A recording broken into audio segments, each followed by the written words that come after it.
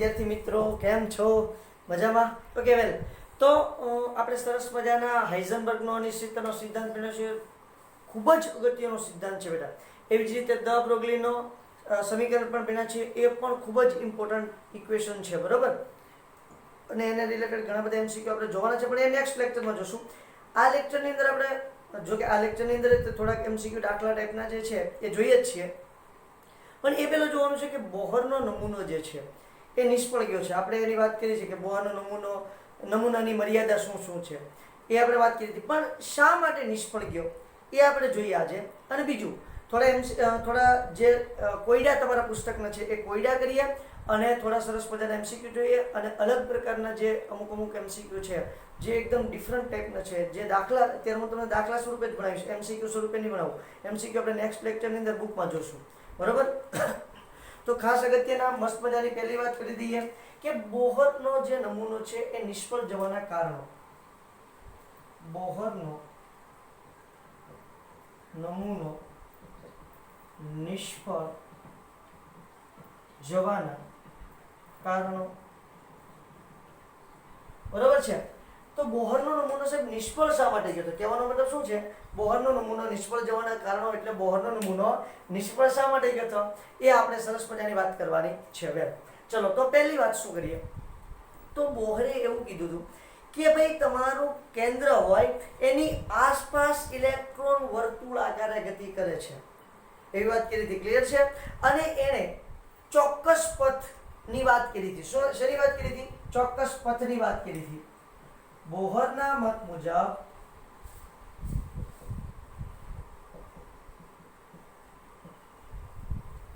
Electron ચોક્કસ પથ પર ગતિ કરે છે. હવે આપણે હાઇઝનબર્ગની અનિશ્ચિતતાના સિદ્ધાંતમાં જોયું કે ચોક્કસ પથ હોઈ શકે નહીં ઇલેક્ટ્રોનનું. કેમ? કારણ કે ચોક્કસ પથ પર ગતિ કરે છે એનો મતલબ શું થાય? તો કે એનો સ્થાન અને વેગ ચોક્કસ જાણતા હોઈએ તો જ તેના ચોક્કસ પથની વાત કરી શકાય.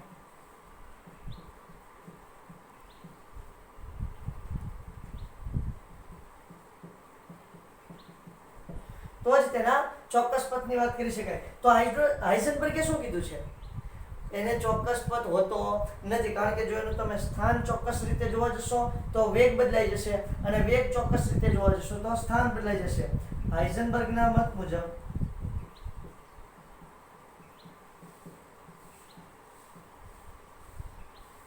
ઇલેક્ટ્રોન ચોક્કસ, જેને આપણે પ્રક્ષેપ કીધું હતું, પથ પર ગતિ કરતો નથી. પહેલી તો આ વાત છે, કારણ કે હાઇઝનબર્ગે સાબિત કરી દીધું છે, ભાઈ પેલો સાબિત કરી શક્યો નથી. વાત નંબર 2, એણે માત્ર ને માત્ર ઇલેક્ટ્રોનની કણ પ્રકૃતિને ધ્યાનમાં લીધી છે, તરંગ પ્રકૃતિને તો ધ્યાનમાં જ નથી લીધી. તો દ બ્રોગલીએ શું કીધું છે કે ભાઈ તમારો ઇલેક્ટ્રોન જે છે એ તરંગ પ્રકૃતિ પણ ધરાવે છે, એટલે દ બ્રોગલીની વાત સાથે મેચ નથી થતો. બોહરે ઇલેક્ટ્રોનની માત્ર કણ પ્રકૃતિને ધ્યાનમાં લીધી છે, કણ પ્રકૃતિ ને જ ધ્યાનમાં લીધી છે. તરંગ પ્રકૃતિ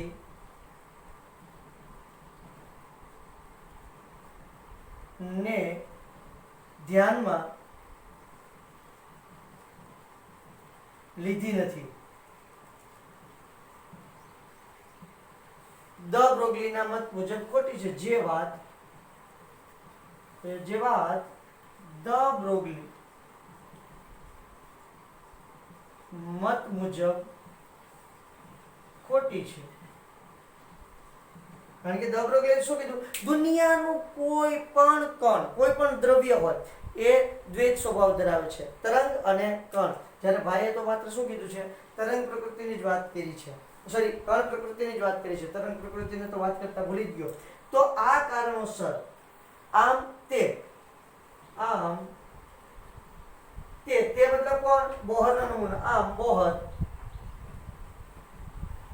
ઇલેક્ટ્રોનનો દ્વૈત સ્વભાવ સમજાવી શકતો નથી. આમ બોહર ઇલેક્ટ્રોનનો દ્વૈત સ્વભાવ સમજાવી શકતો નથી. તેથી અન્ય પરમાણુ પર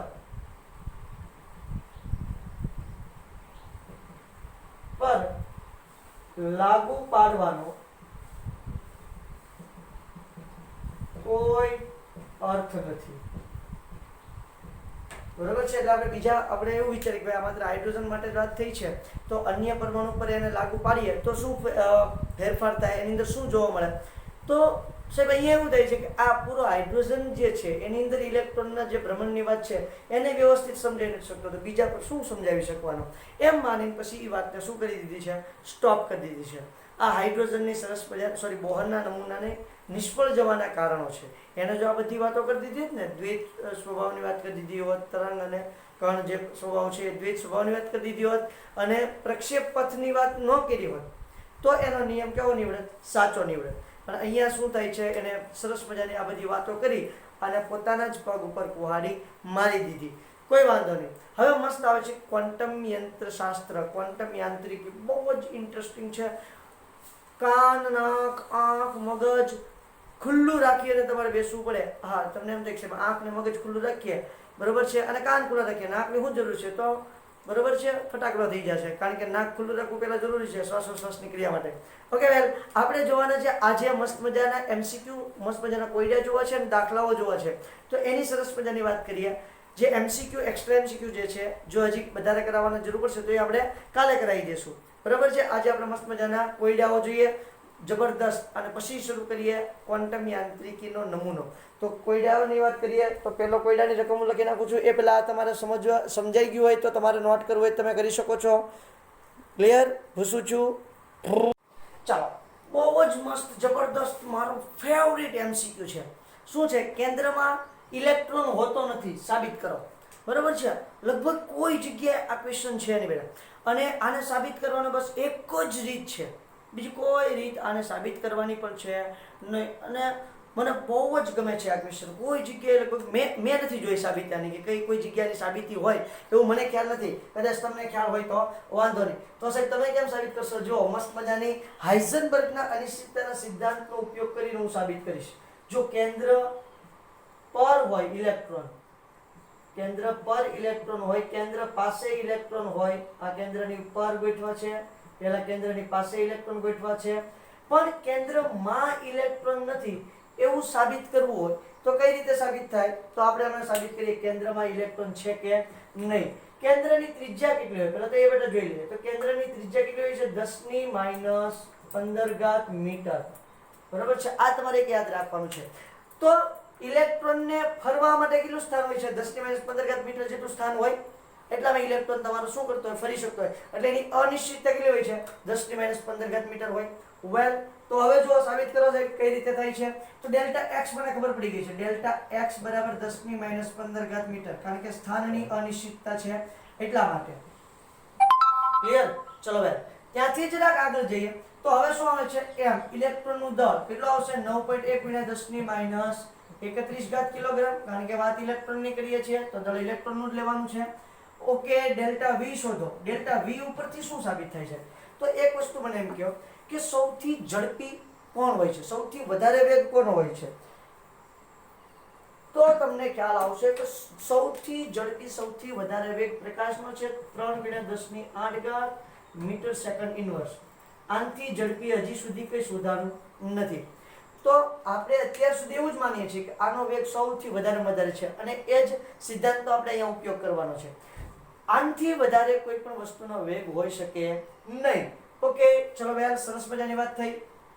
તો હવે એને અને આને શું રિલેશન છે હમણાં તમને સમજાવું છું. ચલો, તો હું ડેલ્ટા V શોધું છું પહેલા. હાઇઝનબર્ગની અનિશ્ચિતતાનો સિદ્ધાંતનો ઉપયોગ કરું છું અને ડેલ્ટા વી શોધું તો શું થશે h/4 પાઈ m ડેલ્ટા x આ સૂત્ર હું ઉપયોગ કરીશ. હવે એક વસ્તુ બીજા એ નોટ કરવા જેવી છે કે જુઓ અહીંયા h ની કિંમત છે ને હું એસએમાં મૂકું છું. જોજો 6.626 ગુણ્યા 10 - 34 kilogram metre square second raise to -1. આ કઈ રીતે છે તો જુઓ 1 જૂલ બરાબર શું થાય છે kilogram metre square second raise to -2 થાય છે 1 જૂલ બરાબર. તો અહીંયા આપણી પાસે શું છે 6.626 ગુણ્યા 10 - 34 જૂલ ઇન્ટુ સેકન્ડ છે. તો જૂલ ઇન્ટુ સેકન્ડ અહીંથી સેકન્ડ ઉડી જાય, સેકન્ડ ઇન્વર્સ ઉડી જાય એટલે એના બરાબર થઈ શું જશે આવું મૂલ્ય હોય ત્યારે શું થઈ જશે તો કે જો kilogram metre square second raise to -2 હોય તો અહીંથી સેકન્ડ સ્ક્વેર માંથી 1 સેકન્ડ ઉડી જાય તો શું વધશે એની કિંમત તો એની કિંમત વધશે kilogram metre square second raise to -1 આવી એની કિંમત થશે. તો એ કિંમત અહીંયા મેં એપ્લાય કરી છે. ક્લિયર છે? ફિઝિક્સમાં આવે છે આપણે કંઈ બહુ કંઈ ખાસ જરૂર નથી, આપણે માત્ર યાદ રાખવાનું છે, આપણે કોઈની સાબિતી કરવા જવાનું નથી. છેદમાં શું આવશે તો છેદમાં આવશે 4 ગુણ્યા 3.14 એને ગુણ્યા ઇલેક્ટ્રોન દળ 9.1 ગુણ્યા 10 - 31 કિલોગ્રામ. પછી ડેલ્ટા x ની કિંમત આવે છે ગુણ્યા 10 - 15 મીટર. બરાબર છે? તો સૌથી પહેલા જુઓ કિલોગ્રામ ઉડી જશે, મીટર સ્ક્વેર માંથી મીટર ઉડી જશે એટલે વધશે શું તો કે અહીંયા એકમ વધશે મીટર સેકન્ડ ઇન્વર્સ. ઓકે, જવાબ શું આવે છે તો આનું કેલ્ક્યુલેશન કરશો 6.626 ભાગ્યા 4 ભાગ્યા 3.14 ભાગ્યા 9.1 બરાબર 0.05797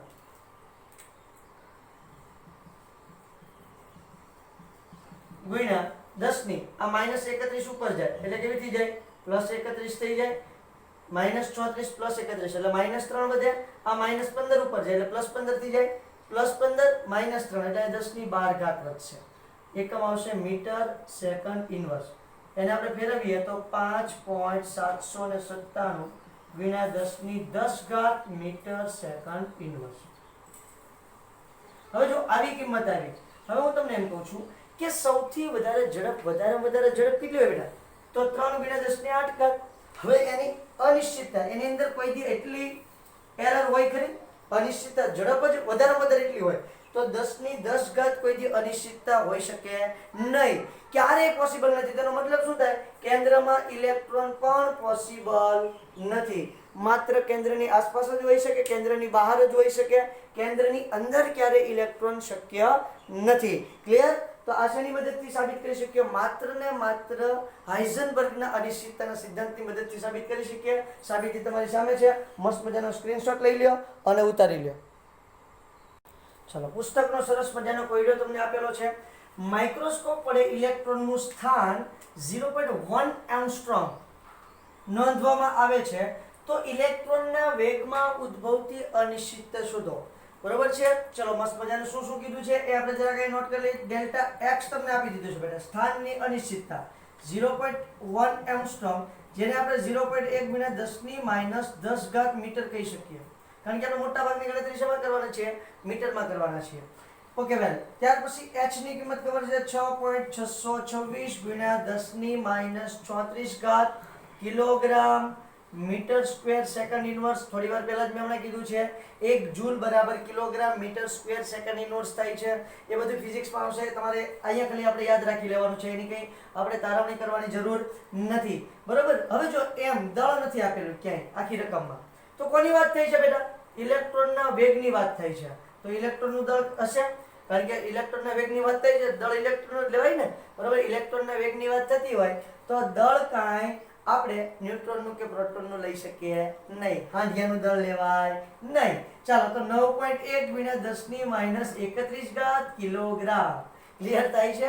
ઓકે વેલ, તો ડેલ્ટા v શોધો છે તો delta x * delta v = h/4 પાઈ m. આવું સૂત્ર આપણી પાસે છે. ઓકે વેલ, તો આપણે લઈ લઈએ છીએ ડેલ્ટા v = h/4 પાઈ m * ડેલ્ટા x કિંમત મૂકી દો બધાની 6.626 ગુણ્યા 10 ની -34 ઘાત કિલોગ્રામ મીટર, ચલો લખી નાખો, kilogram metre square second inverse upon છેદમાં 4 ગુણ્યા 3.14 ગુણ્યા 9.1 ગુણ્યા 10 ની -31 ઘાત એને ગુણ્યા ડેલ્ટા x નું સ્થાન કેટલું છે 0.1 ગુણ્યા 10 ની -10 ઘાત 0.1 ગુણ્યા 10 ની -10 ઘાત. બધા ગુણાકાર ભાગાકાર કરો ફટાફટ. ચલો મારી પાસે કેલ્ક્યુલેશન છે, હું પણ કરું, તમે પણ કરો. 6.626 ભાગ્યા 4 ભાગ્યા 3.14 ભાગ્યા 9.1 ભાગ્યા 0.1. ચલો તો 0.5797 જવાબ આવે છે 0.5797 ગુણ્યા 10 ની કેટલી ઘાત આવશે? આ -31 ઉપર લઈ જાઓ એટલે +31 થશે, +31 થશે એટલે -3 વધશે. આ -10 ઉપર લઈ જાઓ, 10 - 3 એટલે કેટલી વધશે? 10 ની 7 ઘાત. તો જવાબ આવશે 5.797 ગુણ્યા 10 ની 6 ઘાત. ઓકે, એકમ શું વધશે? ધ્યાન આપો, આનો કિલોગ્રામ છે, આનો શું છે? મીટર. કિલોગ્રામ કિલોગ્રામ ગાયબ, મીટર સ્ક્વેર માંથી મીટર સ્ક્વેર ઉડી જાય અને મીટર ઉડી જાય, ગાયબ. વધે શું? Metre second inverse. Metre second inverse. આ તમને વેગની અનિશ્ચિતતા મળી ગઈ, ડેલ્ટા વી. એટલી વેગની અનિશ્ચિતતા જો 10 ની 8 ઘાત કરતા કેવી આવી બેટા? ઓછી, એટલે હોઈ શકે, એટલે અનિશ્ચિતતા પોસિબલ છે. ક્લિયર છે? ચલો ફટાફટ આ દાખલો પણ ઉતારી લ્યો, એટલે હું તમને નવો કોયડો બતાવું છું મસ્ત મજાનો. ઓકે, ત્યાર પછી પુસ્તકનો મસ્ત મજાનો કોયડો. આ કોયડો છે ને બેટા એમસીક્યુ માટે આઈએમપી છે. હું અહીંયા આઈએમપી લખી નાખું છું, મોસ્ટ આઈએમપી લખી નાખું છું. બરાબર? આ ટાઈપના ક્વેશ્ચન પૂછાવાની એમસીક્યુમાં પોસિબિલિટી પૂરેપૂરી હોય છે, દાખલામાં પણ આ પ્રકારના ક્વેશ્ચન પૂછવાની પૂરેપૂરી પોસિબિલિટી હોય. પણ આપણે અહીંયા તો શું છે કે ભાઈ અહીંયા આપણે કંઈ ખાસ બોર્ડની વાત થતી નથી, જેડબલઈ નીટની વાત થઈ છે, એટલે આ પ્રકારના એમસીક્યુ આવવાની સંભાવના પૂરેપૂરી હોય અને બાળકો આમાં મુશ્કેલી અનુભવતા હોય છે આ 2% કારણે. બતાવું છું કઈ રીતે. ગોલ્ફના દડાનું દળ, પેલો ગોલ્ફનો દડો પેલો લંબ ગોળ આવે છે, તમે જોયું છે, 40 ગ્રામ તથા વેગ 45 મીટર પ્રતિ સેકન્ડ છે. જો આ ચોક્કસ વેગ આપી દીધો. પછી શું કીધું? જો વેગમાં 2% ચોકસાઈથી માપી શકાય, વેગ જે છે એ 2% ચોકસાઈથી માપી શકાય, એટલે કે એની અંદર અનિશ્ચિતતા કેટલી છે? 2% છે. તો સ્થાનની અનિશ્ચિતતા શોધો. તમારે ડેલ્ટા x શોધવાનું રહે, પણ એ પહેલા આનું આપણે સોલ્યુશન લાવવું પડે. વેગમાં 2% ચોકસાઈ એટલે શું? આપણને ખબર પડી નહીં, તો શું હોય એનો મતલબ એ આપણે જરા સમજીએ બેટા. તો એનો મતલબ એમ થાય કે 100 હોય મીટર પ્રતિ સેકન્ડ, 100 મીટર પ્રતિ સેકન્ડ વેગ હોય ત્યારે એની અંદર 2% અનિશ્ચિતતા હોય, તો 45 છે કેટલી? એટલે પહેલા આપણે વેગની અનિશ્ચિતતા જે એરર છે ડેલ્ટા વી છે એ શોધવું પડે. અહીંયા વેગ આપ્યો છે અને આપણે એની અનિશ્ચિતતા શોધવાની છે. તો અહીં શું કરવાનું છે? તો કે ડેલ્ટા વી બરાબર, સીધું સૂત્ર લખો, એક કામ કરું, સ્ટેપ બાય સ્ટેપ કરું જેથી તમને ખ્યાલ આવે કે 100 બરાબર 2, કારણ કે 2% છે એટલે 100 મીટર પ્રતિ સેકન્ડ વેગ હોય ત્યારે 2 મીટર પ્રતિ સેકન્ડ એની અંદર અનિશ્ચિતતા હોય, કાં તો 98 અથવા તો 102. 100 મીટર પ્રતિ સેકન્ડ વેગ હોય ત્યારે કાં તો એ 98 મીટર પ્રતિ સેકન્ડ હોઈ શકે અથવા તો 102 મીટર પ્રતિ સેકન્ડ હોઈ શકે. આને એની અનિશ્ચિતતા કહેવાય. આની વચ્ચેના ગાળામાં હશે એરર. બરાબર? તો અહીંયા શું છે? 100 એ 2 તો 45 છે કેટલી? કારણ કે આપણો વેગ કેટલો છે? 45 મીટર પ્રતિ સેકન્ડ. એટલે delta V is equal to શું થશે? તો 45 ગુણ્યા 2/100. 45 ગુણ્યા 2/100. હું કરી જોઉં છું પહેલા 45 ગુણ્યા 2/100. તો અનિશ્ચિતતા આવે છે 0.90. ડેલ્ટા વી બરાબર 0.90 મીટર સેકન્ડ ઇનવર્સ. આ એની અનિશ્ચિતતા આવી. જ્યારે પણ આ ટાઈપનો ક્વેશ્ચન પૂછાય ત્યારે બેટા તમારે ફરજિયાત આ જ મેથડ અપનાવવી પડે, બીજી કોઈ એની રીત જ નથી. બરાબર છે? ચલો ભાઈ, હવે અમારી પાસે ડેલ્ટા x શોધવાનું કીધું છે. ડેલ્ટા x બરાબર કેટલા થશે એ કહેવાનું છે. કોણ છે? દડાનું દળ આપી દીધું છે. m ઇઝ ઇક્વલ ટુ કેટલામાં કેમ આપ્યું છે? ગ્રામમાં આપ્યું છે. તો ગ્રામને આપણે કિલોગ્રામમાં ફેરવી નાખવું પડે. 40 ગ્રામ અને 40 કિલોગ્રામમાં ફેરવો. 1 કિલોગ્રામ બરાબર 1000 ગ્રામ, એટલે 1 ગ્રામ બરાબર શું થશે? ભાગવું પડશે, નાના ને મોટામાં ફેરવવાનું છે. એટલે શું કરવું પડશે? આપણે ભાગવું પડશે. 1000 વડે ભાગીશ એટલે 0.040. 1 2 ને 3 ઓકે 0.040 કિલોગ્રામ આવું દળ આવશે ને વેલ હવે શું છે તો કઈ રીતે કરવાનું સૂત્ર મૂકવાનું છે delta x is equal two h upon 4 pi m delta v delta x is equal two h upon 4 pi m delta v clear છે ચલો બધાની કિંમત મૂકી દો ફટાફટી ડેલ્ટા h ની સોરી h ની કિંમત કેટલી છે 6.624 ગુણ્યા 10 ની માઈનસ 34 ઘાત kilogram metre square second inverse joule into second આવે શું આવશે જૂલ ઇન્ટુ સેકન્ડ આવે પણ આપણે શું કરી નાખવાનું છે kilogram metre square second inverse કરી નાખવાનું છે શું કરવાનું છે kilogram metre square second inverse clear છે કારણ કે 1 જૂલ બરાબર પછી 1 જૂલ ઇન્ટુ સેકન્ડ બરાબર એટલું જ છે ક્લિયર થાય છે ઓકે ખરેખર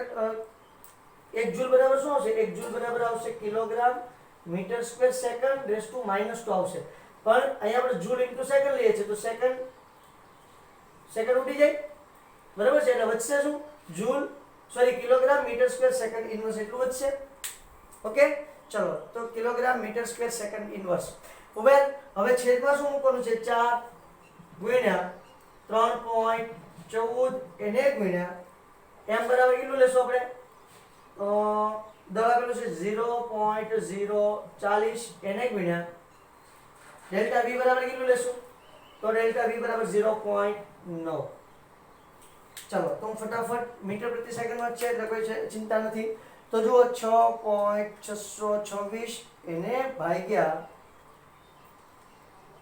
4 ભાગ્યા 3.14 ભાગ્યા 0.04 ભાગ્યા 0.9 જવાબ આવે છે 14.65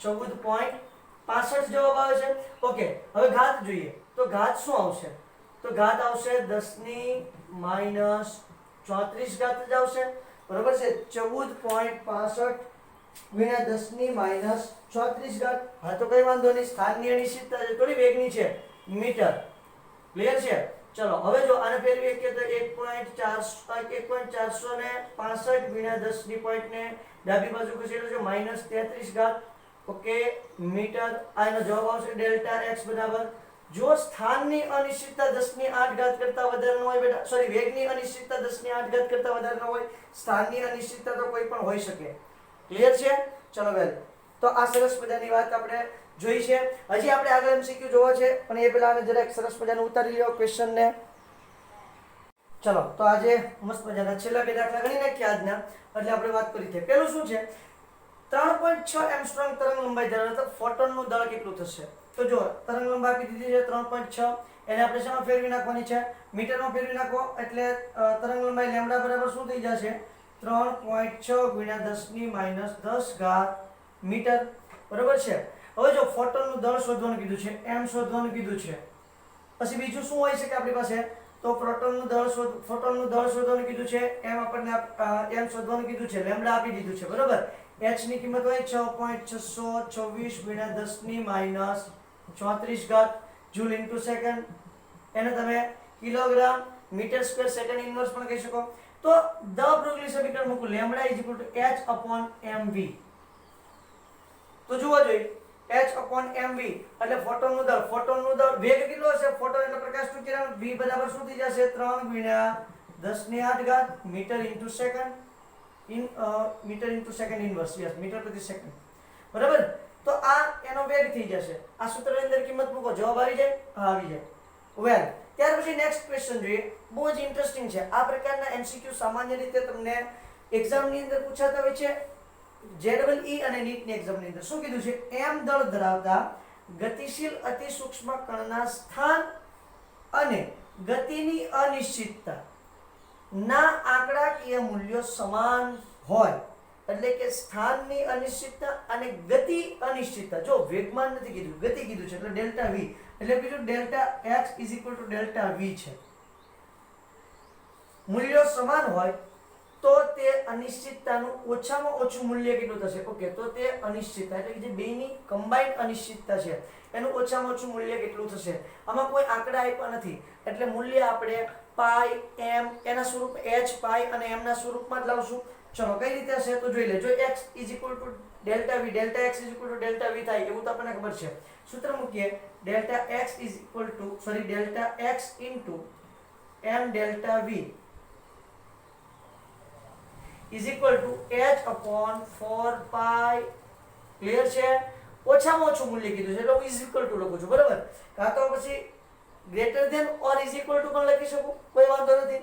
ચલો ભાઈ, m ને પેલી બાજુ લઈ જાય છે એટલે delta x delta v is equal two h upon 4 pi m. હવે જો delta x is equal to શું છે? ડેલ્ટા v છે.